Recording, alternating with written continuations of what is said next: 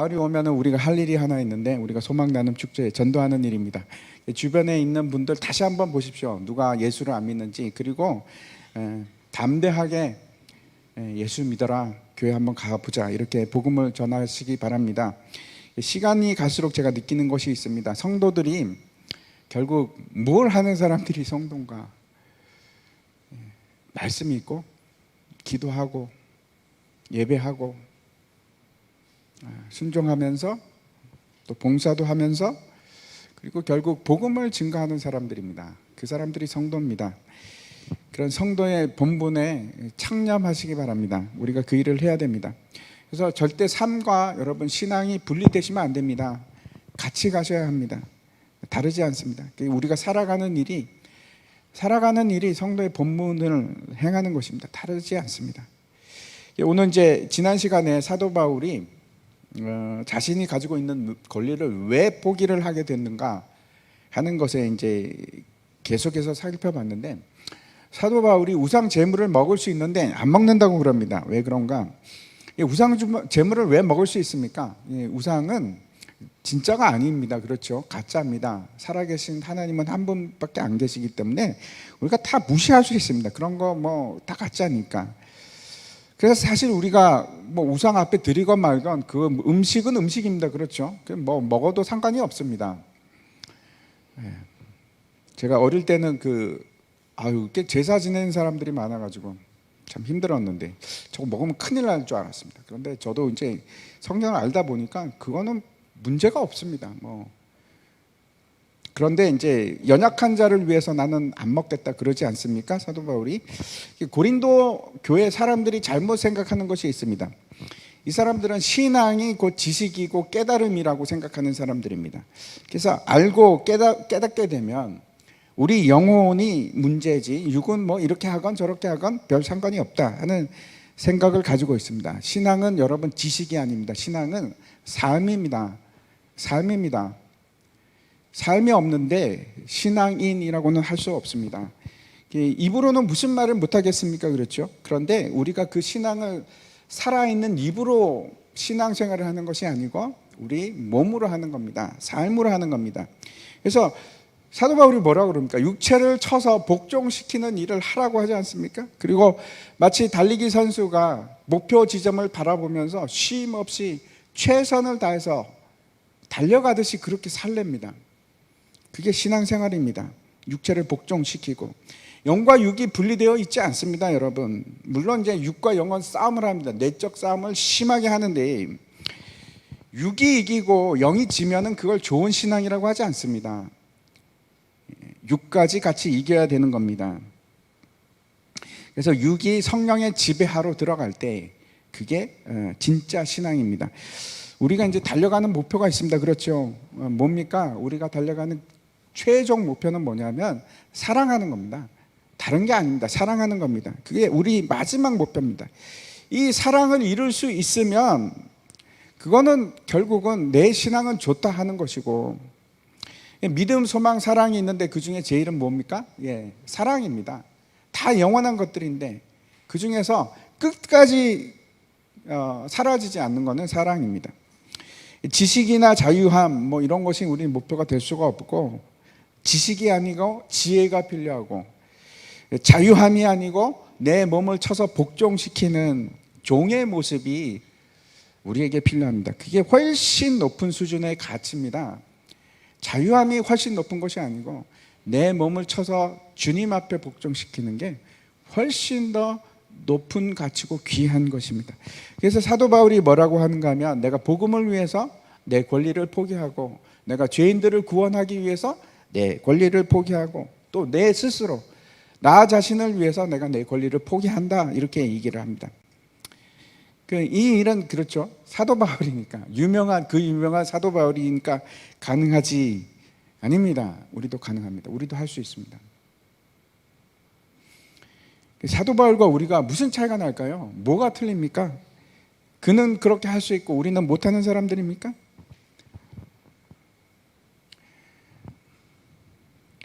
예수님께서 명하신 것에 순종하기로 하고 그렇게 사는 것인데, 이제 문제가 다른 게 있습니다. 사도 바울과 우리가 결정적으로 다른 점이 뭐냐면 내가 순종할 마음이 아직도 없는 겁니다. 그게 다른 겁니다. 순종할 마음이 없기 때문에 그런 신앙의 삶을 우리가 살아내지를 못하는 겁니다. 그래서 여러분 중요한 게 있습니다. 이제 한 발을 내딛는 겁니다. 앞으로 뒤로 가거나 머물러 있는 것이 아니고 믿음으로 한 걸음을 딱 내딛는 것이 정말 중요합니다. 한번 그렇게 살아보겠습니다. 주님 도와주십시오. 제가 한 발을 내딛습니다. 도와주십시오. 그런 이제 믿음의 결단이 필요합니다. 그게 다른 겁니다. 그게. 오늘 말씀은 오늘 같이 읽었는데 이건 전혀 새로운 그런 종류의 내용이 아니고 제가 지금까지 한 그 내용들입니다. 제가 말씀드린 내용입니다. 1절을 한번 보도록 하겠습니다. 1절 같이 읽겠습니다. 시작. 형제들아 나는 너희가 알지 못하기를 원하지 아니하노니 우리 조상들이 다 구름 아래에 있고 바다 가운데로 지나며 사실 형제들아 나는 너희가 알지 못하기를 원하지 아니하노니 라는 말이 이게 시작이 처음이 아니고 그 앞에 원래 단어가 하나 더 있습니다. 자주 생략되는 그런 것들이 어떤 거냐면 뭐 그러므로 이런 단어들이 생략이 되는데 여기서는 어떤 단어인가 하면 왜냐하면 이라는 단어가 생략이 되어 있습니다. 그래서 왜냐하면 그러면은 바로 앞에 문장을 받는 거지요. 바로 앞에 문장이 어떤 건가 하면 내가 남에게 전파한 후에 자신이 도리어 버림을 당할까 두려워함이라 왜냐하면 이렇게 가는 겁니다. 왜냐하면 나는 이 사실을 너희가 알지 못하기를 원하지 않는다. 이중 부정이죠. 이중 부정을 굉장히 강조하는 겁니다. 너희가 이 일을 꼭 알았으면 좋겠다. 너희 모르고 있었지? 꼭 알았으면 좋겠다 하는 내용을 지금 얘기하는 겁니다. 그게 도대체 뭔가? 뭘 우리가 알았으면 좋겠다고 하는가? 그걸 오늘 이제 살펴보는 겁니다. 1절 말씀부터 4절까지 이게 쭉 한번 제가 통째로 한번 읽어보겠습니다. 형제들아 나는 너희가 알지 못하기를 원하지 아니하노니 우리 조상들이 다 구름 아래에 있고 바다 가운데로 지나며 모세에게 속하여 다 구름과 바다에서 세례를 받고 모두가 같은 신령한 음식을 먹으며 모두가 같은 신령한 음료를 뒤따르는 신령한 반석으로부터 마셨으니 그 반석은 곧 그리스도시라. 이 말씀을 한번 자세히 보시기 바랍니다. 지금 강조하고 있는 것이 분명히 있습니다. 여러분 한번 찾아보시기 바랍니다. 1절과 4절 사이에서 이 1절부터 4절 사이에서 가장 중요한 단어가 뭘까요? 네? 세례를 받았다. 또 틀려도 괜찮습니다. 그리스도? 반석이시다. 박영선 목사님이라고 계시는데 제가 그분한테 배웠습니다. 근데 그분이 제일 중요한 단어를 얘기를 하셨습니다. 근데 제가 그거 들어보니까 맞는 것 같습니다. 뭘까요? 여러분 다 틀리셨습니다. 많은 단어 다 얘기해 보십시오. 뭐 절대 못 맞히실 겁니다. 제가 장담하건대 여러분은 못 맞히십니다. 다. 아무도 생각 못 하셨죠? 나는 다라고 생각했는데 라고 하신 분 아무도 안 계실 겁니다. 다입니다. 다. 모두가 다 세례를 받았다. 모두가 다 신령한 음식을 먹고 모두가 다 신령한 음료를 마셨다. 그 얘기를 지금 하는 겁니다. 예외가 없었다는 겁니다. 예외가. 다 신령한 반석으로부터 신령한 음료를 너희가 너희가 아니죠. 이스라엘 너희 선조들이.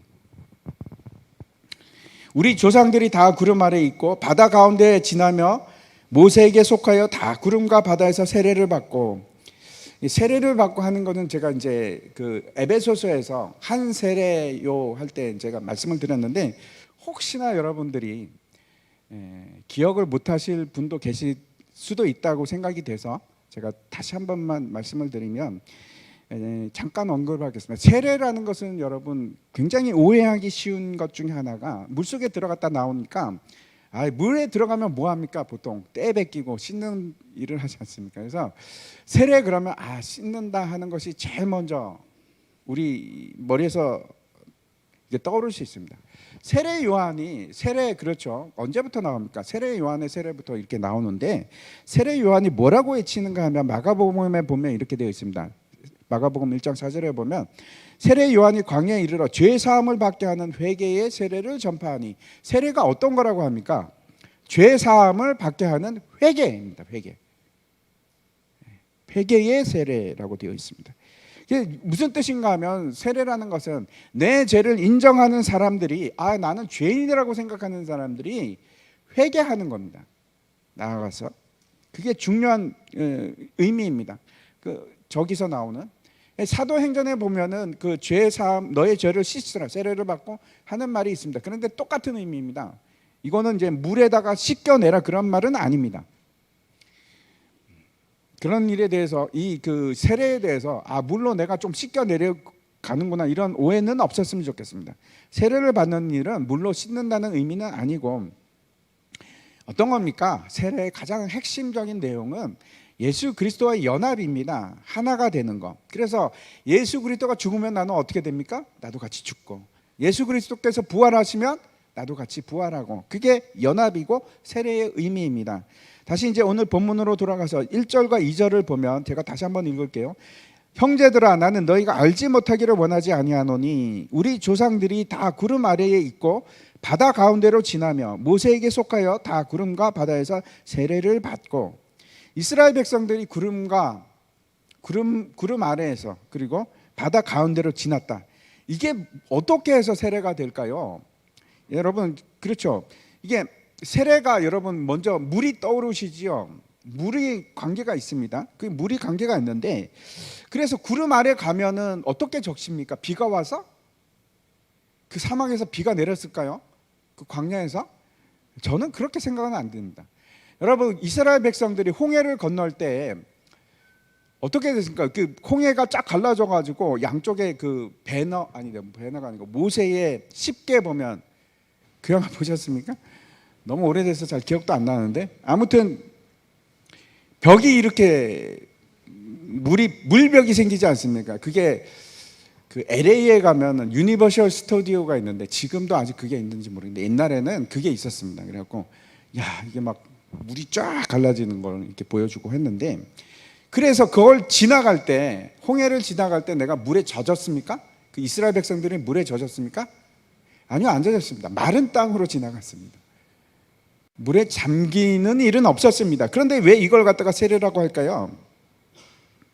왜 이게 세례가 될 수 있습니까? 왜 이걸 세례와 동일한 사건이라고 그렇게 사도 바울이 얘기하고 있을까요?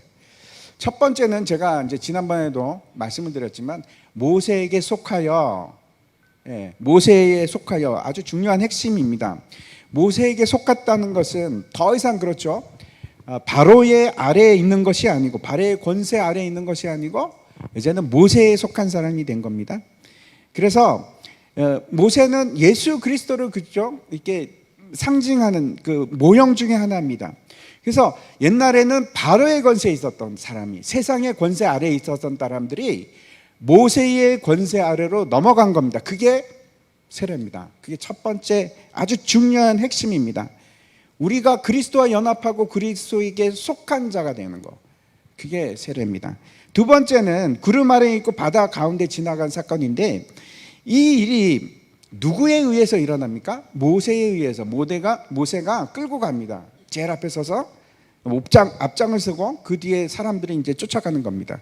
근데 이 세례를 받았다는 것이 어떤 뜻인가 하면 뒤에서 지금 누가 쫓아오고 있습니까?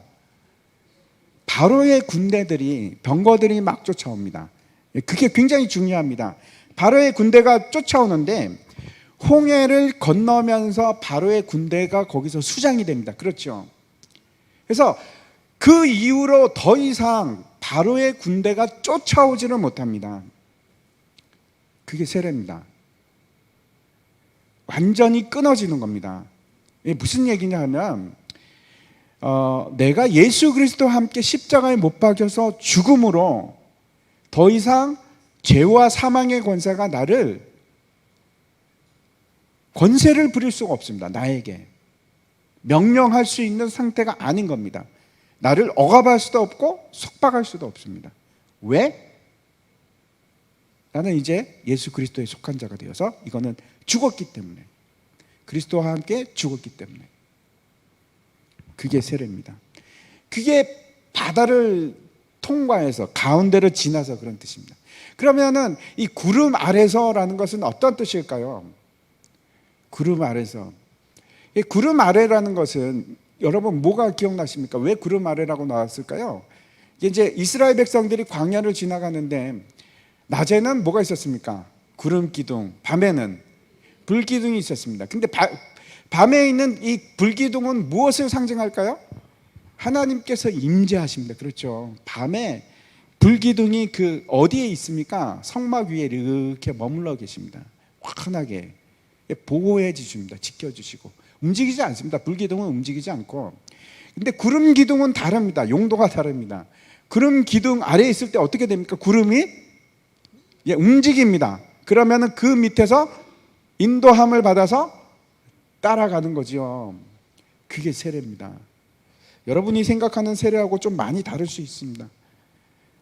그렇죠?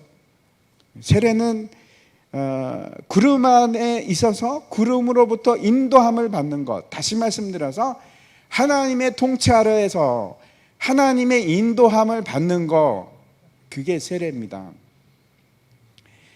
그리스도와 함께 죽고 그리스도와 함께 부활함으로 내가 이제는 내가 사는 것이 아니고 내 안에 누가 살기 시작합니까?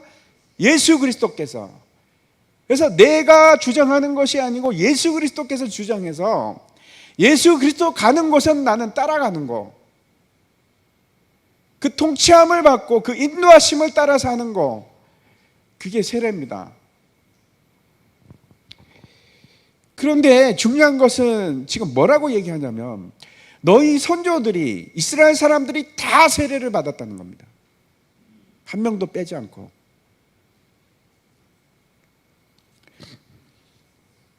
그래서 이제 3절과 4절 한번 보겠습니다. 3절과 4절 보면은 같이 한번 읽겠습니다. 시작. 모두가 같은 신령한 음식을 먹으며 모두가 같은 신령한 음료를 뒤따르는 신령한 반석으로부터 마셨으니 그 반석은 곧 그리스도시라. 세례에 대해서 얘기하고 저거는 뭘까요? 저거 뭘 얘기하는 것 같습니까, 여러분? 신령한 음식? 저게 뭘까요? 성찬이죠. 성찬입니다. 성례, 성찬입니다. 신령한 음식이 뭔지 여러분 이렇게 떠오르는 게 있습니까? 저기 옛날에 이스라엘 백성들이 광야에서 뭘 먹었습니까? 만나를 먹었죠. 이 만나는 왜 신령한 음식이라고 하는가 하면 누가 만들었습니까? 하나님이 만드셨어요. 사람이 만들었습니까? 아닙니다. 자연이 만들었습니까? 아닙니다. 자연이 만든 것도 아닙니다. 하나님께서 주신 겁니다. 그래서 신령한 음식이다 이렇게 합니다. 육에 속한 것도 아니고 자연에 속한 것도 아니고 하나님께 속한 것입니다. 그런데 이 신령한 음식이 뭔지를 너무나 자세하게 얘기하는 곳이 있습니다. 어디일까요? 요한복음입니다. 요한복음. 제가 한번 읽어보겠습니다. 예수께서 이르시되 내가 진실로 진실로 너희에게 이르노니 모세가 너희에게 하늘로부터 떡을 준 것이 아니라, 모세가 준 게 아니랍니다. 누가 주셨습니까? 내 아버지께서 너희에게 하늘로부터 참 떡을 주시나니 하나님의 떡은 하늘에서 내려 세상에 생명을 주는 것이니라. 그들이 이르되 주여 이 떡을 항상 우리에게 주소서. 예수께서 이르시되 나는 누구라고요? 나는 생명의 떡이니 내게 오는 자는 결코 줄이지 아니할 터이요 나를 믿는 자는 영원히 목마르지 아니하리라. 결국 하늘에서 내리는 신령한 떡이 누굽니까? 예수 그리스도. 예수님이 바로 생명의 떡입니다. 신령한 음료 역시 마찬가지입니다. 광야에서 물이 없는데, 광야에서 물이 없을 때 하나님께서 어떻게 하냐면 반석을 치게 하시고 반석에서 물이 나게 합니다. 근데 여기서 반석이 누구라고 합니까? 앞에서 그리스도. 그리스도로부터 물이 나옵니다. 그게 뭘까요? 예수 그리스도의 생명이 되는 피입니다. 이 음료는 피를 얘기하는 겁니다. 그래서 신령한 음식은 예수 그리스도의 뭐라고요? 몸. 그리고 신령한 음료는 예수 그리스도의 피. 그걸 상징합니다. 그리고 우리를 그걸 먹을 때 뭐라고 합니까? 성찬이라고 하지 않습니까? 그래서 사도 바울이 지금 그러는 겁니다. 우리만 성찬을 하는 것이 아니고 구약의 성도들도 성찬을 했다는 겁니다. 다 세례도 다 받았고 그 사람들도 성찬을 했는데 한 명도 안 빼고. 문제는 이겁니다. 다 한 명도 안 빼고. 그래서 그것이 성찬을 하고 성례를 하고 그 세례를 받은 것이 그 사람들에게 구원의 확실한 보증이 됐느냐라고 묻는 겁니다. 그게 구원의 보증이었냐? 그게 하늘나라 가는 티켓이 됐냐 하는 것을 묻는 겁니다. 그렇지 않으면 우리가 잘 알고 있습니다. 5절 한번 말씀 보겠습니다. 5절 같이 읽겠습니다. 시작. 그러나 그들이 다수를 하나님이 기뻐하지 아니하셨으므로 그들이 광야에서 멸망을 받았느니라. 예, 여기서 그럽니다. 그 모든 사람이 다 세례를 받았고 모든 사람이 다 성찬을 받았는데, 그런데 그 중에 다수를 하나님이 기뻐하지 않아서 그 사람들이 어떻게 됐다고요? 멸망을 받았다, 이렇게 얘기하고 있습니다. 이 다수라는 것이 어떤 사람들인가 하면 결국은 가나안 땅에 들어가지 못한 사람들이 얼마나 됐냐면 장정만 60만 명. 이 60만 명은 20세 이상 남자들을 얘기하는 겁니다. 근데 그 사람들 중에서 대부분이 못 들어갔습니다. 딱 두 사람만 빼고. 누굽니까? 여호수아와 갈렙만 빼고 다 못 들어갔습니다. 민수기 14장 말씀 한번 제가 읽겠습니다. 그들에게 이르기를 여호와의 말씀에 내 삶을 두고 맹세하노라. 너희 말이 내 귀에 들린 대로 내가 너희에게 행하리니 너희 시체가 이 광야에 엎드러질 것이라. 너희 중에서 20세 이상으로 계수된 자 곧 나를 원망한 자 전부가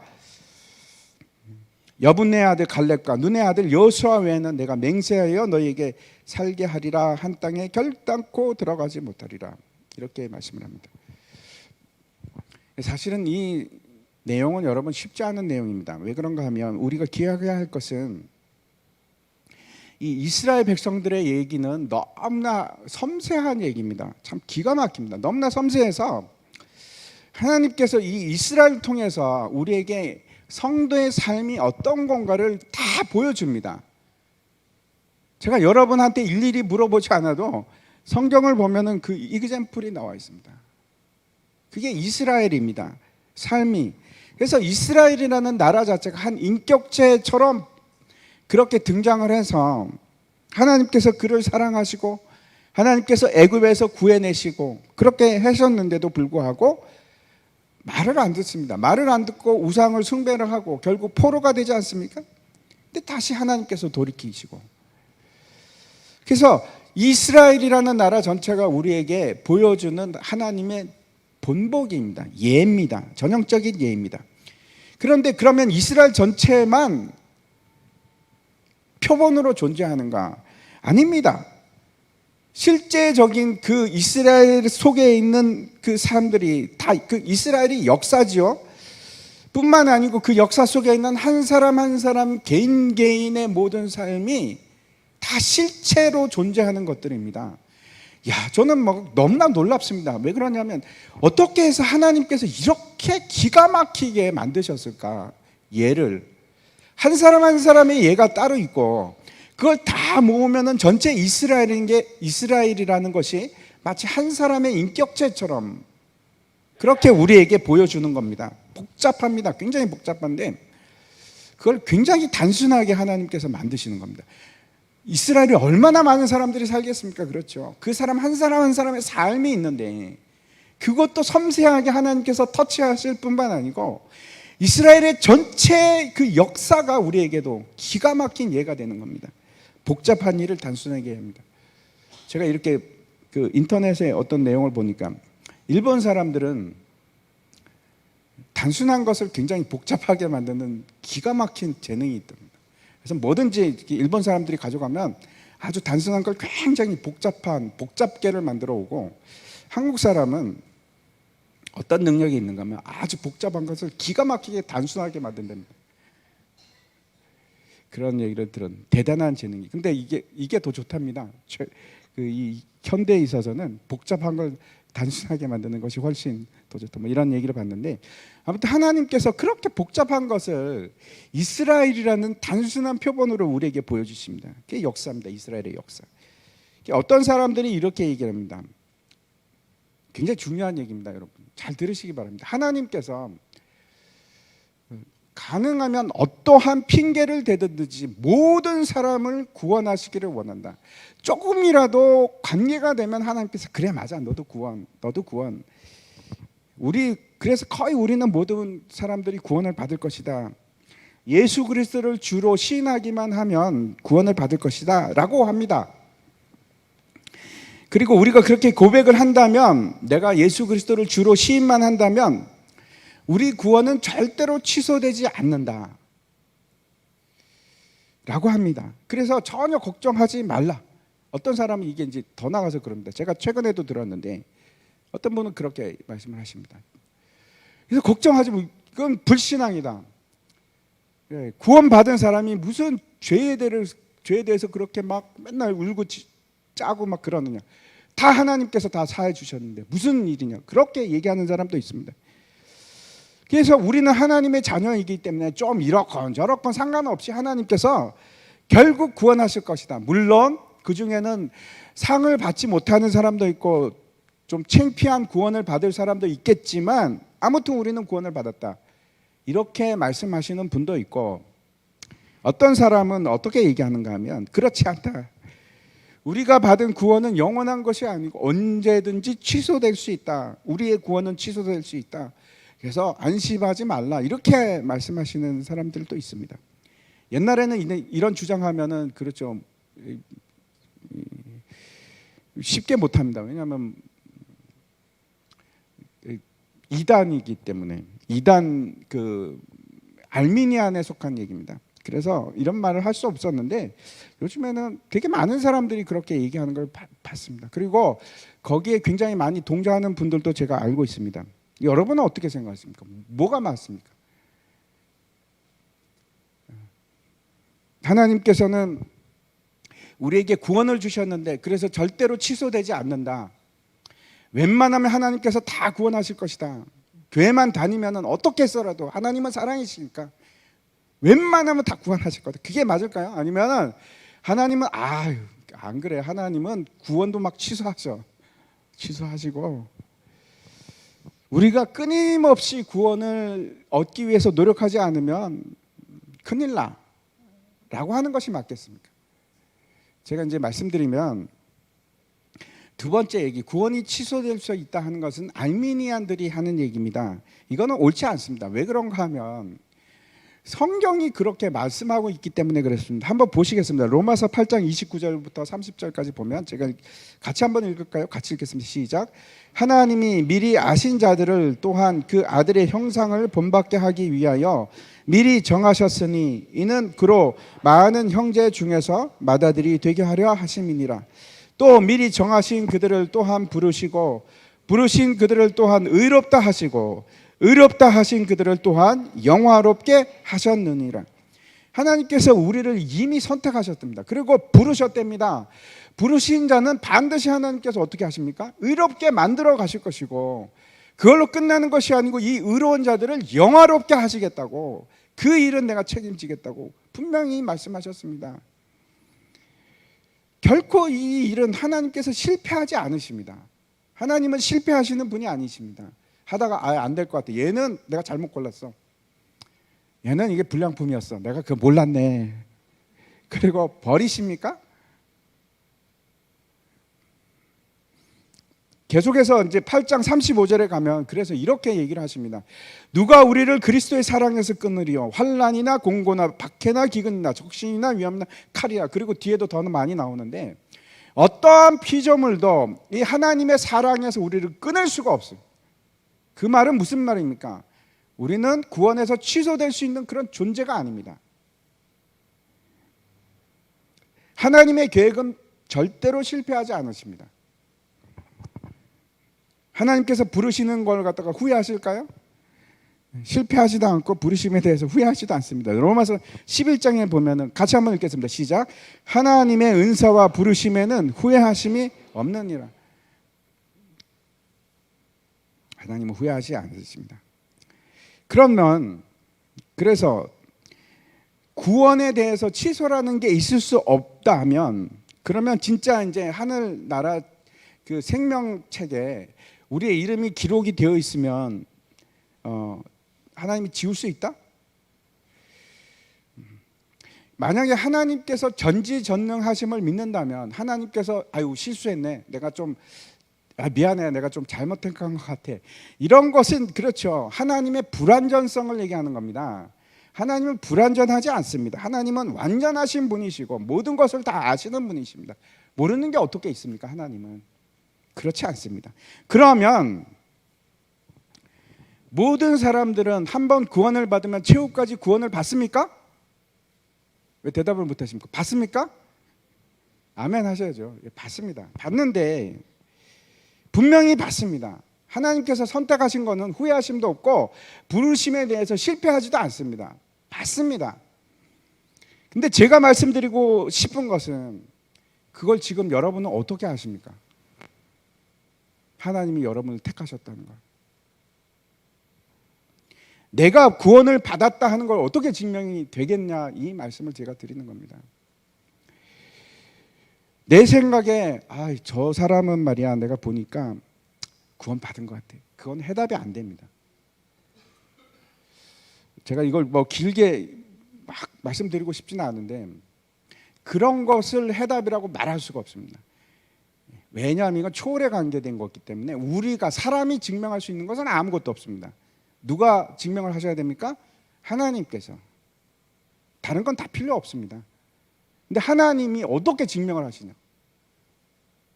여러분이 받았다는 것을.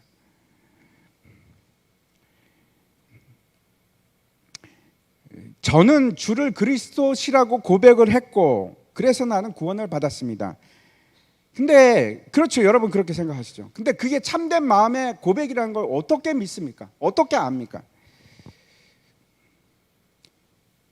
이건 아주 심각한 겁니다, 여러분.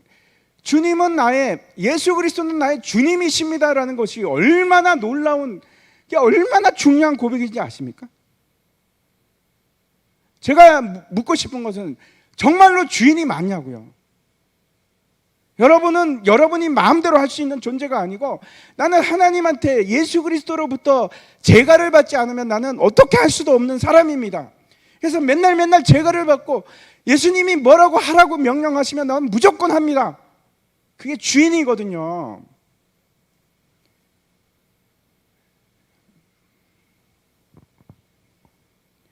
절대적인 주종 관계를 얘기하는 겁니다.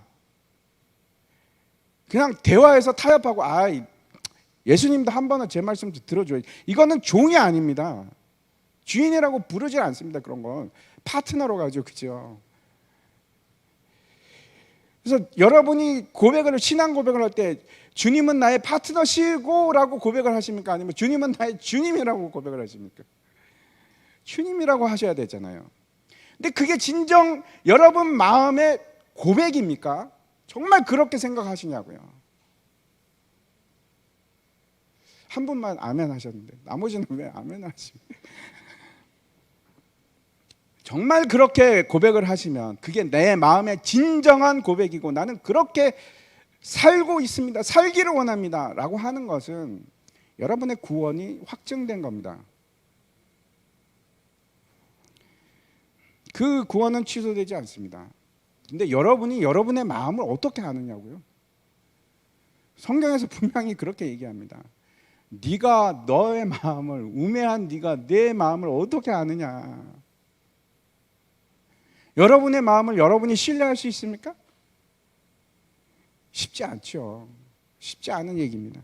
로마서에서 이렇게 되어 있지 않습니까? 사람이 마음으로 믿어 의에 이르고 믿음으로 시인하여 구원에 이르느니라. 입으로 시인하는 건 좋습니다. 중요한 것은 마음으로 하셔야 됩니다. 마음으로. 내가 주의 종입니다. 주님은 나의 주인님이십니다. 예수 그리스도 나의 주인님입니다. 마음으로 믿는 겁니다. 입으로 시인하는 걸로 끝나는 것이 아니고 진짜 그렇게 생각하는 거예요.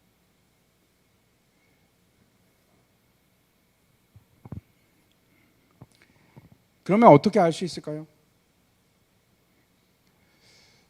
지금 우리의 삶의 신앙의 삶의 모습으로 압니다.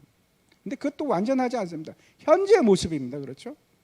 이 사람이 나중에 어떻게 될지 모릅니다. 이 사람이 지금은 참 개차반 그렇게 살아가는데 나중에는 예수 잘 믿고 그렇죠. 돌아올 수도 있습니다. 지금 현재 이 사람의 모습을 보고 우리가 판단할 수 있습니까? 못합니다. 이 사람이 지금 예수 진짜 잘 믿는 것처럼 보입니다. 봉사도 잘하고 기도도 잘하고 뭣도 잘하고 다 잘합니다. 근데 이 사람이 나중에 어떻게 되는지 우리가 어떻게 합니까? 현재로서는 얘기할 수 있습니다. 이 사람은 현재 모습 보니까 구원을 받은 것 같다. 이렇게 말할 수는 있습니다. 예를 들어서 데마 같은 사람이 그러지 않습니까? 데마는 세상을 사랑하여 세상으로 갔고,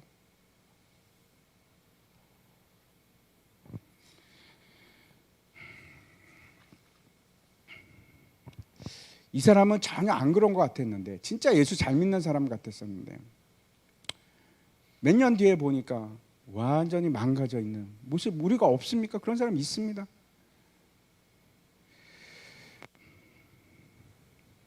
근데 결론이 뭔가? 모릅니다. 우리는 모릅니다. 모르는데 물론 자기 자신의 마음속에 여러분 확신이 있으시죠? 그러면 그게 진짜라면 점점 그 확신이 커져 갈 겁니다. 사도 바울이 오늘 말씀을 통해서 하는 말은 너희가 세례를 받았느냐? 너희가 지금 성찬에 참여하고 있느냐? 그게 너희 구원의 보증이 되느냐?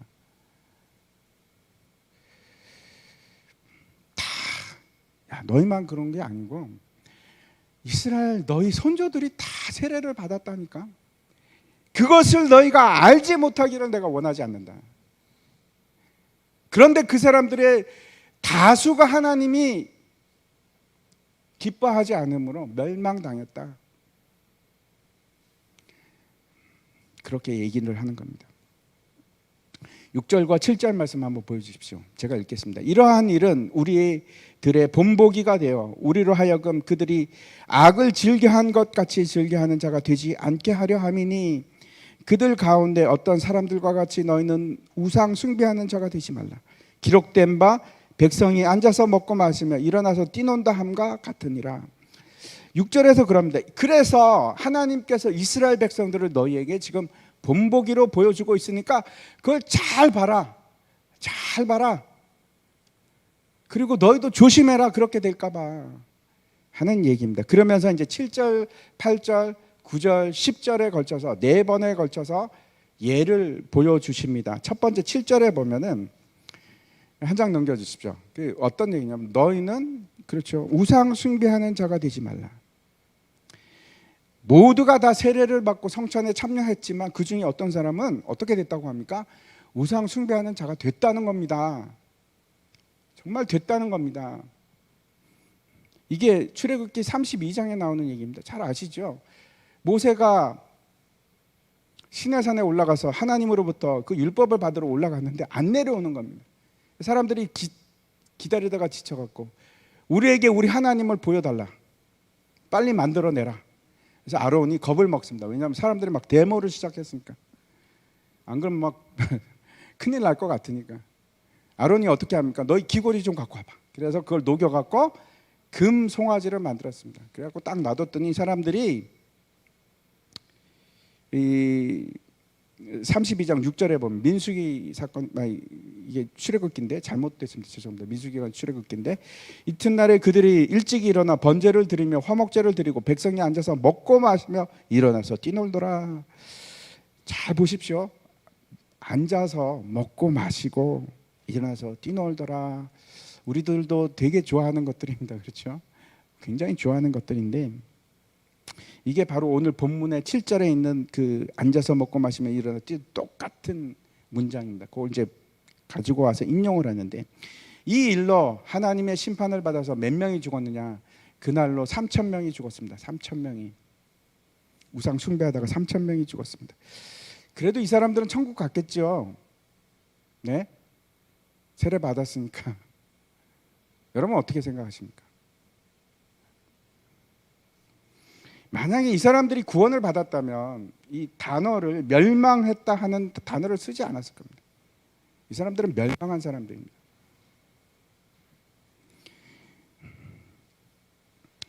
제가 이제 그 돈을 저렇게 해놨는데 한번 보여주십시오. 예.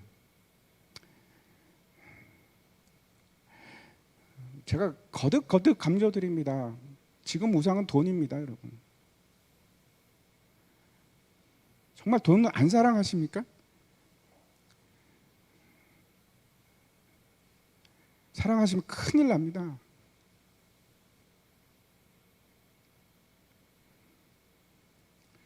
우상 숭배하는 자가 되지 말랍니다. 안 그러면 멸망한다고. 그래서 앞에서 그러는 내 몸을 쳐서 복종시키는 겁니다.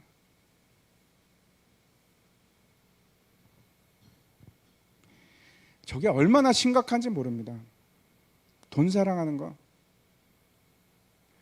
아주 당연하게 사랑합니다. 사람들이 안 그런 척하면서 당연하게 사랑합니다.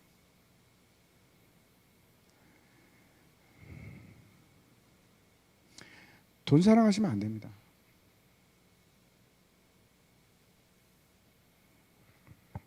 일만하게 뿌립니다. 두 번째 이제 8절 한번 보십시오. 8절 보면 넘겨주십시오. 8절 10장 8절 예. 같이 한번 읽겠습니다. 시작. 그들 중에 어떤 사람들이 음행하다가 하루에 2만 3천 명이 죽었나니 우리는 그들과 같이 음행하지 말자. 두 번째 넘겨주십시오. 음행하지 말자. 이게 어떤 사건을 배경으로 지금 사도 바울이 얘기하는가 하면 민수기 25장에 있는 바알볼 사건입니다. 시딤에 있었던 어떤 일인가 하면 이스라엘 사람들이 모압 여자들에게 혹합니다. 혹합니다. 그래가지고 이 모압 여자들하고 간음하게 음행을 하기 시작했는데 이 모압 여자들이 어떤 목적을 가지고 있었는가 하면 이스라엘 사람들을 타락시키는 목적이었습니다. 바알 그렇죠. 발람하고 상관이 있습니다. 그래가지고 어떻게 하냐면 이 여자들이 처음에는 같이 음행을 하다가 굉장히 좋은 거 있어. 당신도 같이 해. 하고 했던 것이 뭡니까? 바알볼한테 가서 절하는 일이었습니다. 근데 그걸 한 겁니다. 여러분 이상하죠? 처음에 음행으로 시작했는데 두 번째 어떻게 넘어가냐면 타협으로 넘어갑니다. 타협으로 넘어가서 그 다음으로 갔던 것이 결국은 우상숭배로 넘어갑니다. 얼마나 죽었냐면 하루 만에 2만 3천 명이 죽었습니다. 2만 3천 명이. 결국 이 음행이라는 것이 어떤 건가 하면 여러분 그 핵심이 하나님보다 내 자신을 사랑하는 데 있습니다. 내 육체를 사랑하는 데 있습니다. 자신을 사랑하고 내 육체가 신이 되고 이게 결국은 우상 숭배가 되는 겁니다. 현대에서도 심각합니다. 음행이 조심하십시오. 세 번째 보겠습니다. 9절입니다. 9절 같이 읽겠습니다. 시작. 그들 가운데 어떤 사람들이 주를 시험하다가 뱀에게 멸망하였나니 우리는 그들과 같이 시험하지 말자. 한 장 넘겨주십시오. 세 번째 주를 시험하지 말라. 이게 무슨 얘기인가? 하나님한테 문제지 주고 하나님 이거 풀어보세요. 그런 건 아닙니다. 그렇죠? 그럼 이게 도대체 뭡니까? 이게 이제 어떤데 그 배경이 어떤 건가 하면 불뱀 사건입니다. 민수기 21장에 나오는 불뱀 사건인데 사람들이 어떻게 했는가 하면 가다가 이제 돌아갑니다. 길을 우회해서 가는데 길이 너무 험한 겁니다. 가다가 짜증이 나기 시작해요. 우리 그냥 애굽에다 좀 두지. 이걸 길이라고 이걸 어떻게 가라고. 그래서 이 모세가 말이야 우리를 광야에서 애굽에서 끌어내서 이 광야에서 죽게 만들려고 하는가? 물도 없고 음식도 이거 뭐야 이거 맨날 만나 이거 이 하찮은 음식이라고 그럽니다. 성경에서 하찮은 음식. 이스라엘 사람들이 이걸 어떻게 먹어 매일같이 이건 먹기 싫다. 하나님을 시험했다는 것이 어떤 뜻인가 하면 하나님을 유혹했다 뭐 이런 것도 아니고, 하나님의 말씀을 그냥 받아들이는 것이 아니고, 지금 하나님께서는 그런 겁니다. 지금 너희는 내 백성이 되고 너희는 너에게 줄 유업이 있다. 가나안 땅으로 가야 된다. 그걸 그게 맞아 이런 겁니다. 그게 맞아? 그게 옳은 소리야? 도전하는 겁니다, 하나님께. 심지어 이제 고린도 교회 사람들이 어떻게 했는가 하면 우상의 축제들이 있는데, 우상들을 위한 축제들이 막 있는데 거기 참여를 합니다. 고린도 교인들이.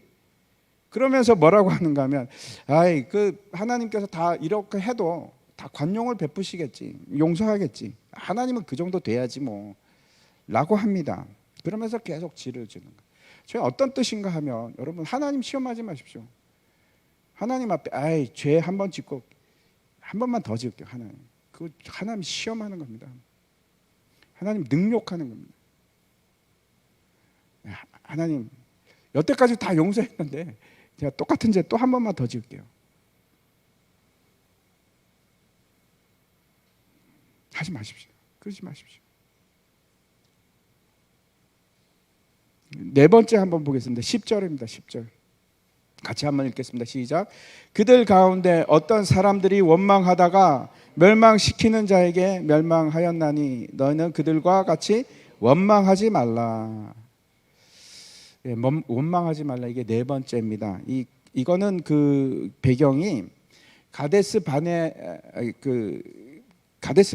가데스 바네아에서 12 정탐꾼을 가나안 땅에 보냅니다. 그래서 이제 12 정탐꾼이 돌아왔는데 하는 말이 10명이 반대를 합니다. 비관적인 얘기를 합니다. 거기 도저히 우리는 안 돼. 그러면서 뭐라고 하는가 하면, 우리 한 지휘관을 새로 뽑아서 우리 애굽으로 가자. 여기는 소망이 없다. 가자. 애굽으로 가자.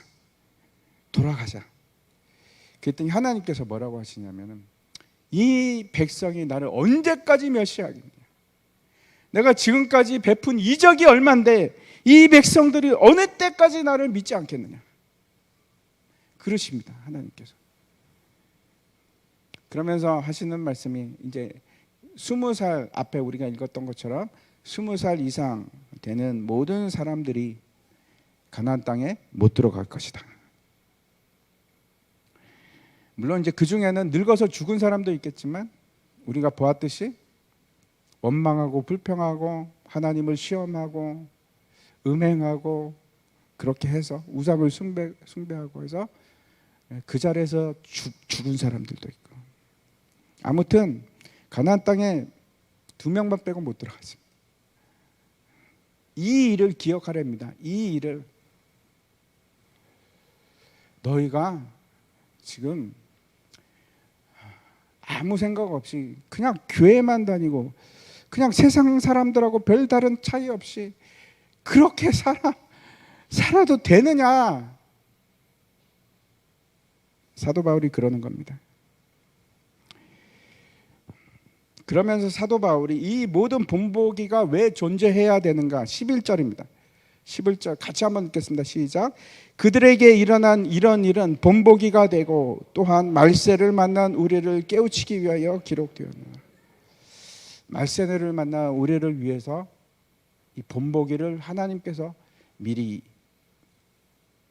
우리에게 보여주신 것이다 라고 말씀하고 있습니다.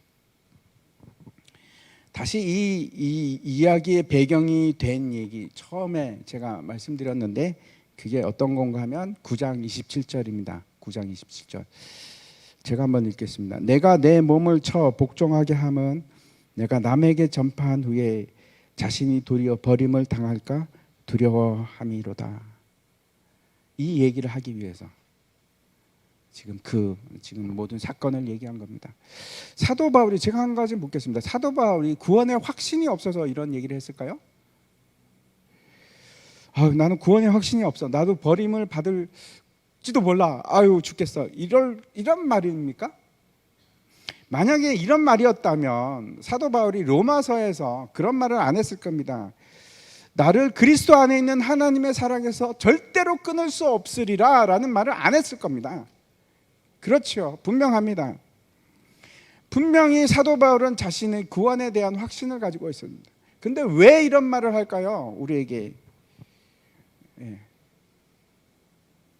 좀 제대로 살라고.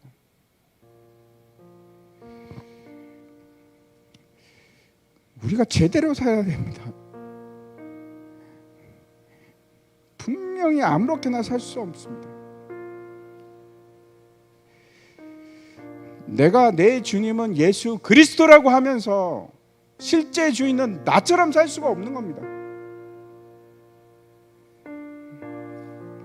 내가 예수 그리스도가 내 주님이라고 하면서 아유 순종 좀 안 하면 어때? 하나님 다 용서해 주실 거야 라고 살 수가 없는 겁니다. 그럴 수 없습니다. 나는 세례도 받고 나는 뭐 성찬도 참여하고 난 또 뭐 신앙의 경륜도 있고 연륜도 있고 믿음도 내가 다 고백할 수 있고 나는 괜찮아. 그게 진짜 괜찮은 게 아닙니다, 여러분.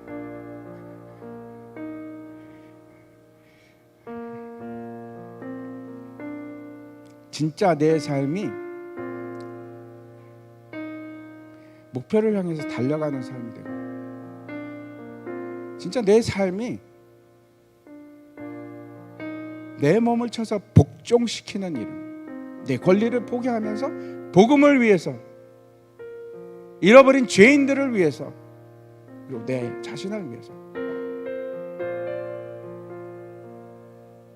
그렇게 사는 것이 맞습니다.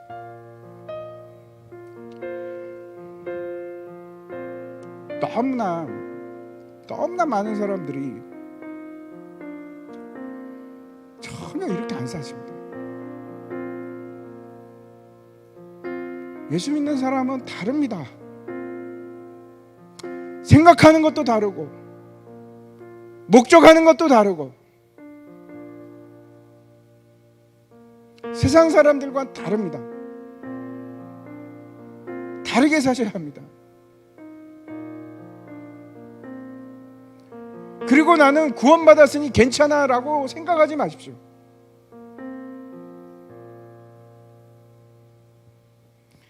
왜 사도 바울이 자기가 그렇게 확신을 할까요? 자기는 그렇게 살고 있으니까 확신하는 겁니다. 제가 무슨 얘기를 하는지 이해하시기 바랍니다. 나는 그렇게 살지도 않으면서 여러분 어떻게 확신을 합니까? 내가 구원받았는지?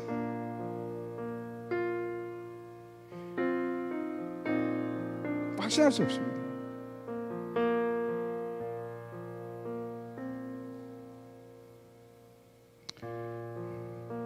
오늘 말씀 기억하십시오. 이게 말세에 살아가는 우리들에게 사도 바울이 이거는 너희가 반드시 알아야 된다. 절대로 알지 못하기를 원치 않는다. 부정에 부정을 써가면서 그렇게 얘기하는 겁니다. 여러분 기억하십시오. 우상 숭배하는 자가 되지 말라. 하나님보다 사랑하는 모든 게 다 우상입니다.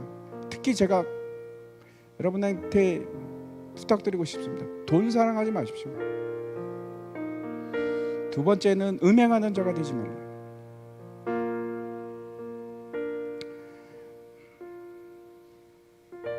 세상이 그렇게 음행을 부추기는 세상이 됐습니다. 그래도 승리하십시오. 세 번째, 주를 시험하는 자가 되지 말라.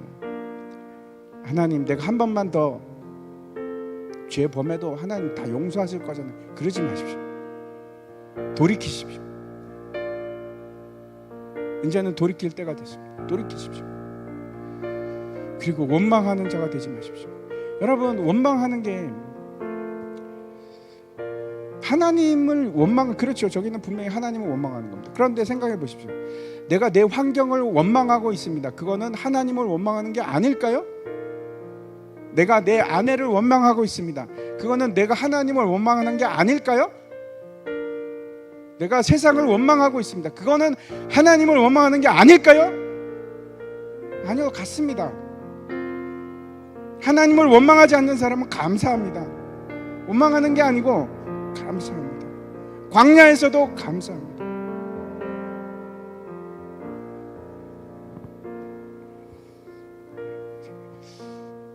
저 아까 순장 교육 할 때도 말씀드렸는데 열심히 사셔야 됩니다. 특별히 예수 믿는데 열심히 사셔야 됩니다.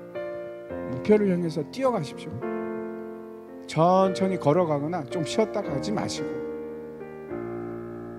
다른 박질 하는 사람처럼 그렇게 사는 겁니다. 내 몸을 쳐서 복종시키십시오. 두들겨 패십시오. 말을 안 들으면 내 자신을 두들겨 패서라도 복종시키시는 겁니다. 그렇게 치열하게 사는 겁니다. 예수 믿는 거는 그렇게 치열하게 사는 겁니다.